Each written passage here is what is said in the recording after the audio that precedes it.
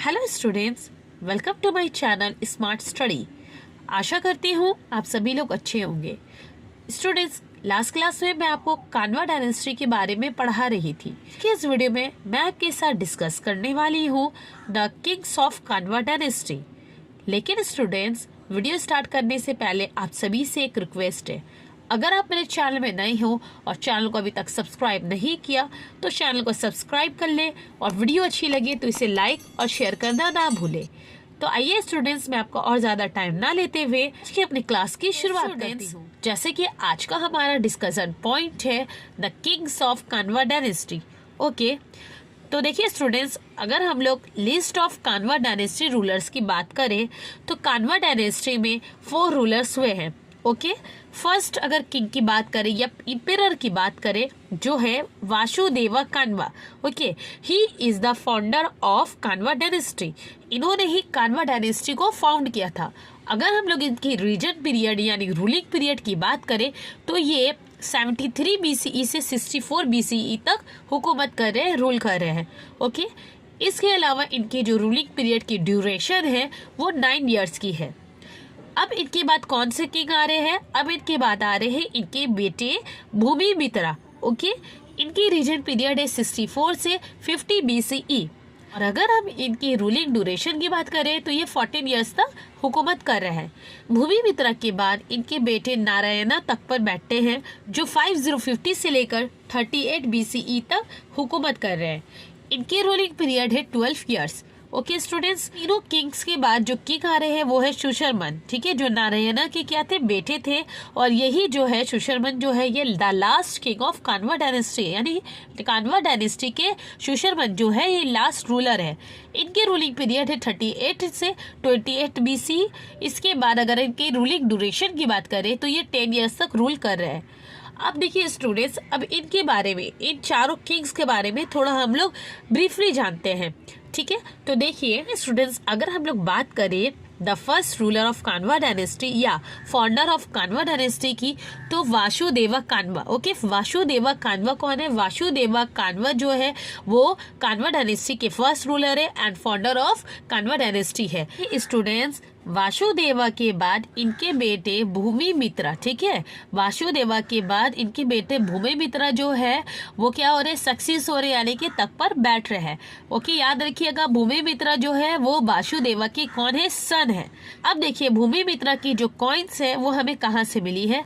Coins of भूमिमित्रा जो है वो पंचाला से मिला है। ठीक है, ये स्टूडेंट्स, भूमिमित्रा के रूलिंग पीरियड की जो कॉइन्स है वो हमें कहाँ से मिली? वो हमें पंचाला से मिली है।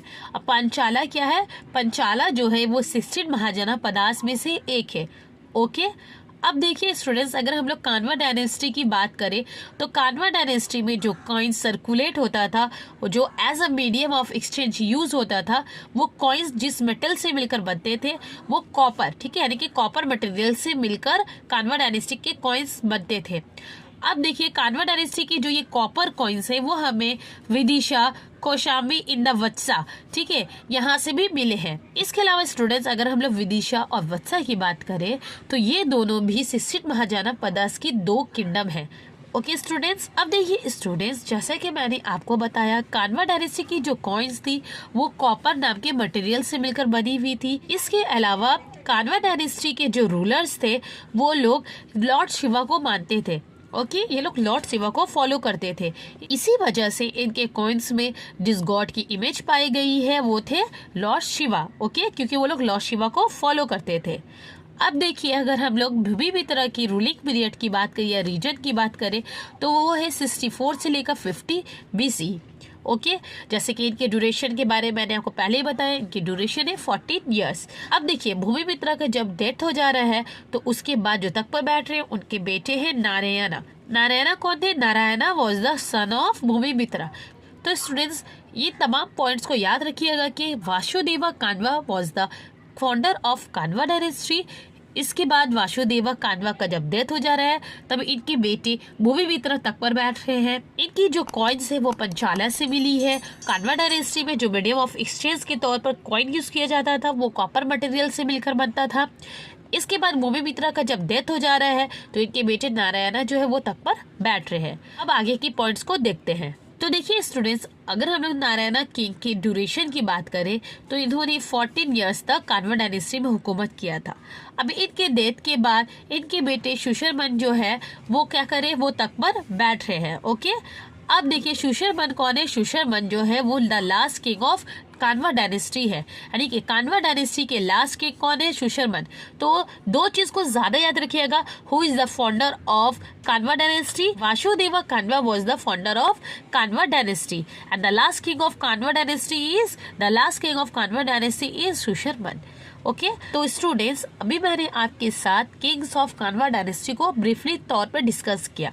लास्ट क्लास में मैं आपके साथ कान्वा डायनेस्टी के last topic the succession of Kanva dynasty को डिस्कस करूंगी। तो स्टूडेंट्स मैं आज का अपना सेशन यही खत्म करती हूँ।